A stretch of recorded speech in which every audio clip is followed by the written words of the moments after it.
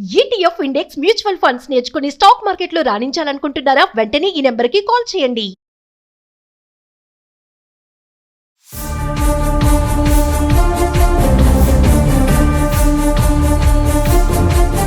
నమస్తే, welcome back to Suman TV. Present మనతో పాటు ఉన్నారు ఎనలిస్ట్ మందర కృష్ణారెడ్డి గారు.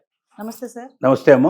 సార్, అబ్రాడ్ ఎడ్యుకేషన్ అంటే చాలా మంది మనం గతంలో మాట్లాడుకున్నాం. చాలా కుటుంబాల్లో ఏంటంటే పై చదువుల కోసం అమెరికా వెళ్ళాలి, అక్కడ బాగా చదువుకోవాలి, మంచి ఉద్యోగం చేయాలి, తర్వాత తల్లిదండ్రులను బాగా చూసుకోవాలనే ఒక నేపథ్యంలోనే అబ్రాడ్ ఎడ్యుకేషన్ పంపిస్తూ ఉంటారు తల్లిదండ్రులు. అది వాళ్ళ ఫినాన్షియల్గా వాళ్ళకి సపోర్ట్ లేకపోయినా అప్పులు చేసో పంపడం జరుగుతూ ఉంటుంది. అంటే రీసెంట్గా జరిగిన ఇన్సిడెంట్ చూసుకుంటే రాజ్యలక్ష్మి బాపట్ల జిల్లాకు చెందిన అమ్మాయి వెళ్ళింది, చక్కగా అబ్రాడ్ ఎడ్యుకేషన్ ఎంఎస్ పూర్తి చేసుకుంది, జాబ్ సర్చింగ్ లో ఉండగా మరి అనుకోని పరిణామాలతో చనిపోవడం మనం చూస్తున్నాం.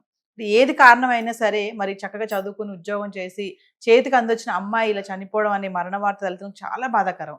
ఒక్కసారి వివరాల్లోకి వెళ్తే సార్. అబ్రాడ్ లో ముఖ్యంగా విదేశాల్లో ఉన్నటువంటి భారతీయులు, ఇతర దేశస్తుల గురించి తర్వాత మాట్లాడుకుందాం. ముందు మన భారతీయుల గురించి మనం మాట్లాడుకుందాం. ఒక సంఘటన మనందరినీ కలిసివేసే సంఘటన ఏంటంటే, యార్లగడ్డ రాజ్యలక్ష్మి అనేటువంటి ఒక అమ్మాయి బాపట్ల జిల్లా కారంచేడుకు సంబంధించిన అమ్మాయి అమెరికాకు వెళ్ళింది. టెక్సాస్ లో ఎంఎస్ పూర్తి చేసింది, ఉద్యోగ ప్రయత్నంలో ఉంది. ఈ ఉద్యోగ అన్వేషణలో ఉన్నప్పుడే తనకి కొంచెం అనారోగ్యం ప్రారంభమైంది. ముఖ్యంగా ఆయాసం ఒకటి, జలుబు ఒకటి, ఇలాంటి పీడించడం ప్రారంభమైనాయి. డాక్టర్ అపాయింట్మెంట్ కూడా తీసుకుంది. నైన్త్ నాడు అమెరికాలో డాక్టర్ని కలవాల్సిన అవసరం ఉంది. కానీ 6th నాడే రాత్రిపూట అమ్మాయి పడుకొని మార్నింగ్ లేవలేదు. ఫ్రెండ్స్ అంతా లేపే ప్రయత్నం చేశారు. తర్వాత ఆందోళన పడి హాస్పిటల్కి తీసుకెళ్లారు. మరణించినట్టుగా అక్కడ డిక్లేర్ చేశారు. ఈ సంఘటన చాలామంది భారతీయుల్ని కలిసివేశారు. కారణం ఏంటంటే, ఒక్క ఈ అమ్మాయి విషయంలోనే కాదు, ఇవాళ అమెరికాలో ఉన్నటువంటి భారతీయుల్లో అత్యధిక శాతం ఇన్సెక్యూరిటీ ఫీల్ అవుతున్నారు. అంటే అమెరికాకు ఒక డ్రీమ్తో వచ్చారు. వాళ్ళు డాలర్ డ్రీమ్ అనేటువంటి డ్రీమ్తో వచ్చారు. అమెరికాలో చాలా పెద్ద చదువులు చదువుకోవాలని, అమెరికాలో పెద్ద ఉద్యోగం చేయాలని, అమెరికాలో ఉంటూ భారతదేశానికి వెళ్ళి ఆ ఆనందాన్ని, ఆ సంతోషాన్ని తను పొందాలని, అలా రకరకాల ఊహలతో, ఉద్దేశాలతో అమెరికాకు ప్రయాణం చేసినటువంటి వ్యక్తులు ఎవరుతున్నారు మన వాళ్ళు. ఇప్పుడు ఒక టెన్షన్ పూర్వమైన వాతావరణంలో ఉన్నారు. ఒక్క నిరుద్యోగే కాదు, చిరుద్యోగులు కానీ, అత్యున్నతమైన స్థానాల్లో ఉన్న వాళ్ళు కూడా, టెక్ కంపెనీలో చాలా పెద్ద పేరు మోసినటువంటి ఉద్యోగాల్లో ఉన్న వాళ్ళు కూడా ఏ క్షణంలో ఏం జరగబోతుందో, ఎప్పుడు ట్రంప్ ఏ రకమైన నిర్ణయాలు తీసుకుంటాడో, ఏ రకంగా తమ ఉద్యోగానికి పూర్తి భద్రత లేని పరిస్థితి ఏర్పడుతుందో, తమకు అస్తిత్వం లేని పరిస్థితి ఏర్పడుతుందో, ఎప్పుడు ఈ దేశాన్ని వదిలిపెట్టిపోవాల్సిందో అని ఈవెన్ అక్కడ గ్రీన్ కార్డు పొందిన వాళ్ళు, శాశ్వత పౌరసత్వం పొందిన వాళ్ళు కూడా మాకు నమ్మకం లేదు అమెరికాలో ఉండగలుగుతామని, భవిష్యత్తులో మంచి భవిష్యత్తును చూస్తాం ఇక్కడ, మాకు అవకాశం ఉందో లేదో అని కూడా ఆందోళన పడుతున్నారు. వాళ్ళకే మరి ఆందోళన పడే పరిస్థితులు ఉన్నాయంటే, దానికి తోడుగా టెక్ కంపెనీలు మనం చూస్తున్నాం, ఏ క్షణంలో ఏ ఉద్యోగం ఊడిపోతుందో తెలియని పరిస్థితిలో ఉన్నారు.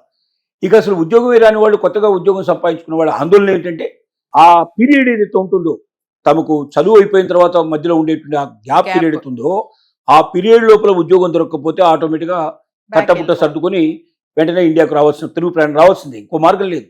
అక్కడ మరి ఒక్క నిమిషం కూడా, ఒక గంట కూడా అక్కడ వెయిట్ చేయడానికి వీల్లేదు.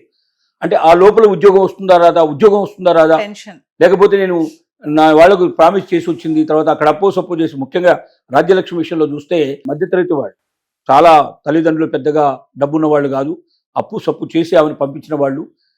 ఆమె అంత్యక్రియలు కూడా, అంటే అక్కడ అమెరికా నుంచి ఆ శవాన్ని కూడా తెప్పించుకోవడానికి కూడా, ఇక్కడ బాడీని కూడా తెప్పించుకోవడం అనేది చాలా కష్టంగా ఉంది పరిస్థితి. ఎందుకంటే అమెరికాలో ఎవరైనా ఇతర దేశస్తులు మరణిస్తే చాలా పెద్ద ప్రొసీజర్ ఉంటుంది.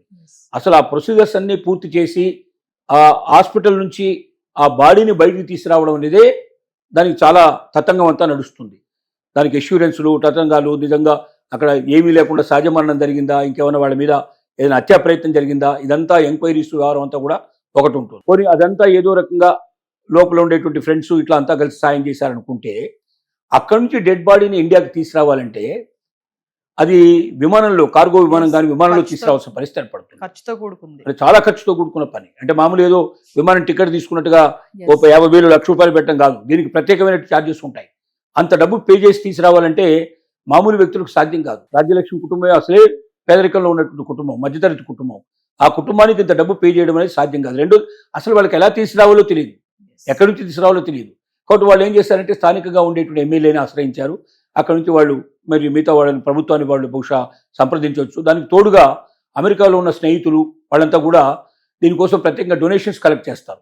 ఎవరైనా సరే అక్కడ ఏదైనా జరిగితే సంఘటన అక్కడ ఉన్న తోటి వాళ్ళందరూ కూడా మిగతా వాళ్ళందరూ కూడా ఒక దీంట్లో వాళ్ళు పెట్టేస్తారు, ఆన్లైన్లో పెట్టేస్తారు. ఇలాగా తెలుగు అమ్మాయి ఇలా చనిపోయింది, ఇలా జరిగింది, ఆ శవాన్ని అక్కడ పంపించడానికి ఎక్స్పెన్సెస్ ఇంత అవుతాయి కాబట్టి పలానా అకౌంట్కి మీరు తోచినంత డొనేషన్ మీరు పంపించడానికి పెడితే చాలా మంది రెస్పాండ్ అవుతారు. ఇంకా ఆ మానవత్వం అది అక్కడ ఉంది. ఎందుకంటే ఎవరికి ఏ క్షణంలో ఏం జరుగుతుందో తెలియదు. రేపు పొద్దున తమకే జరిగినా కూడా తమ ఇంటి వాళ్ళ పరిస్థితి ఏంటి అనేది కూడా ఆలోచించుకుంటారు. కాబట్టి సాటి మనిషిగా ఒకే దేశానికి సంబంధించిన వ్యక్తులుగా ఒకరికొకరు సహకారం అందించుకోవాలనే ఉద్దేశంతో వాళ్ళు ఈ రకంగా ఒకరు డొనేషన్స్ అనేది ఇచ్చుకుంటారు. ఆ డొనేషన్స్ కలెక్షన్ జరుగుతుంది ఒకవైపున, కానీ ఇంకా సఫిషియెంట్గా రాకపోవడం వల్ల ఇప్పటిదాకా పంపించడానికి వీల్లేని పరిస్థితి లోపల సిచ్యువేషన్ ఎదురు చూస్తుంది. ఇటు ప్రభుత్వ సహకారం ఉంటే తొందరగా వచ్చే అవకాశం ఉంటుంది, ప్రభుత్వం నుంచి సంప్రదింపులు జరిపితే తొందరగా రెస్పాండ్ అయ్యే అవకాశం ఉంది. ఎందుకంటే కేంద్ర మంత్రుల ద్వారా జరగాలి ఇది. ఇంతకుముందు పురంధరేశ్వరి గారు అంటే ఇట్లా కొంతమంది రాజకీయ నాయకులు కూడా దీంట్లో ఇన్వాల్వ్ అయినట్టుగా అనిపిస్తుంది. వాళ్ళందరి సహకారంతో బహుశా ఇక్కడున్న రాష్ట్ర ప్రభుత్వం కేంద్ర ప్రభుత్వం సహకారంతో తొందరలోనే బాడీ వస్తుందని ఆశిద్దాం. ఏది ఏమైనప్పటికీ మనం ఒక సందేశం దీని ద్వారా ఇవ్వాల్సిన అవసరం ఉంది. భారతదేశం యొక్క జనాభా 144 కోట్లు. అంటే ఈ భారతదేశం 144 కోట్ల మందిని భరిస్తోంది. అమెరికాలో ఉంటే ఎంతమంది ఉంటారు? మ్యాక్సిమంగా లక్షల్లో ఉంటారు, అంతకనే ఎక్కువ ఉండరు. లక్షల్లో ఉన్న భారతీయులు మరి అమెరికా లేకపోతే మాకు జీవితం లేదు, అమెరికాలో మాకు ఉద్యోగం రాకపోతే మాకు ఇంకా బ్రతికెక్కడదై మాకు భవిష్యత్తు ఎక్కడదని భయపడాల్సిన అవసరం లేదు. ఇవాళ అమెరికాకు మించిన ఉద్యోగాలు ఇండియాలో దొరుకుతున్నాయి. అమెరికాలో ఉన్న పెద్ద పెద్ద టెక్ కంపెనీస్ అన్ని ఇండియాలో బ్రాంచెస్ ఓపెన్ చేశాయి. ప్రపంచ నలుమూల నుంచి ఇప్పుడు ఇండియాలో ఓపెన్ చేస్తున్నారు. ముఖ్యంగా ఆంధ్రప్రదేశ్ లోపల తెలంగాణ లోపల కావాల్సిన పరిశ్రమలు, కొత్తగా ఐటీ పరిశ్రమలు విపరీతంగా ఓపెన్ అవుతున్నాయి. గూగుల్ లాంటి గొప్ప కంపెనీ తనకు సంబంధించినటువంటి డేటా సెంటర్ని వైజాగ్ లోపల అతిపెద్ద దాదాపుగా $15 బిలియన్ తోటి ఇవాళ ఇక్కడ తీసుకొచ్చి పెడుతోంది. అంటే out side the America first time ఇంత ఇన్వెస్ట్మెంట్ చేస్తోంది. కాబట్టి భవిష్యత్తులో కోకొల్లలుగా జాబ్స్ వస్తాయి. అసలు అమెరికన్సే వచ్చి ఇండియాలో పనిచేయాల్సిన పరిస్థితులు అతి త్వరలోనే ఉన్నాయని చాలామంది నిపుణులు చెప్తున్నారు. కాబట్టి ఏ ఒక్క విద్యార్థి కానీ, ఏ ఒక్క నిరుద్యోగి కానీ, ఏ ఒక్క ఉద్యోగం పోతున్న భయం ఉన్నవాళ్ళు కానీ భయపడాల్సిన అవసరం లేదు. మీరు ఇండియాకు రండి, ఇండియా లోపల మీరు ప్రయత్నించండి, తప్పనిసరి దొరుకుతుంది. లేదా ఒక స్టార్టప్ కంపెనీ పెట్టుకొని మీ జీవితం మీరు ఇక్కడ గడపడానికి అవకాశం ఉంది. దర్జాగా మీరు 10 మందిని పోషించగలిగే అవకాశం ఉంది. తప్ప మీరు ఆరోగ్యాన్ని చెడగొట్టుకొని అది మానసికంగా మీరు ఎప్పుడైతే ఫీల్ అవుతారో శారీరకంగా అది మీకు ఎఫెక్ట్ వస్తుంది. శారీరకంగా ఫీల్ అయినప్పుడు ఏమవుతుందంటే అది ఖచ్చితంగా శరీరం మీద పనిచేస్తుంది, ఏదైనా అవయవాల మీద పనిచేస్తుంది. తద్వారా మీకు మానసిక రోగాలు, శారీరక రోగాలన్నీ అంటే అవకాశం ఉంది. గుండె ఆగిపోయే ప్రమాదాలు కూడా ఏర్పడతాయి. కాబట్టి ఏ ఒక్కరు కూడా టెన్షన్ తీసుకోవాల్సిన అవసరం లేదు. అమెరికానే జీవితం కాదు, జీవితంలో అమెరికా ఒక భాగం తప్ప అమెరికానే జీవితం కాదు. మీరు తిరిగి ఇండియాకి వచ్చినా కూడా ఎంతోమంది అమెరికా నుంచి ఇండియాకి తిరిగి వచ్చిన వాళ్ళు ఉన్నారు.